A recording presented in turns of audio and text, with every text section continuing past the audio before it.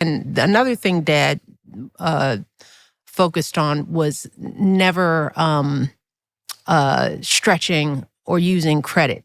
And we talked a little bit about this in some of our other podcasts, but we've said that we grew up I would say we grew up poor. Right. But the poor, but not knowing we were poor. That was Exactly. that was a real testament to our parents, because we didn't have disposable income and they were managing paycheck by paycheck, but we didn't know that. And when Stephen gets out here, we should talk about how Dad taught us the value of money, because that was a real great lesson. But our father worked he was a city worker for the city of Chicago, worked in the water filtration plant, blue collar worker. He was the sole breadwinner because he and Mom made a decision for her to stay home, right, so that she'd be able to be an involved and engaged parent in our school, which she was. She was very active in the PTA.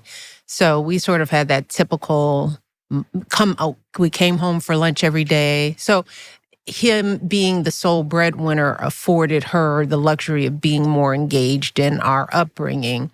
But it meant that we were, we had to sacrifice. We had to sacrifice a lot. And sacrifice just became a habit. Little things like, Christmas was, you got 3 gifts. You could ask for 3 things. You could ask for 3 things. And another thing Dad focused on was never stretching or using credit.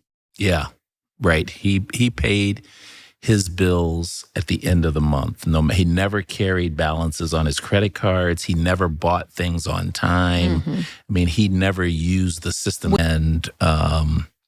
And I think the only time he actually went into debt was when it was time for us to go to college, because there was no way we were going to afford that. So you had to take out a loan that he couldn't pay back at the end of the month. So we got in the habit of not really asking for things because we didn't want to put our parents in a bad situation. But that meant that, for example, you almost didn't go to Princeton. I almost chose not to go because it wasn't a full scholarship.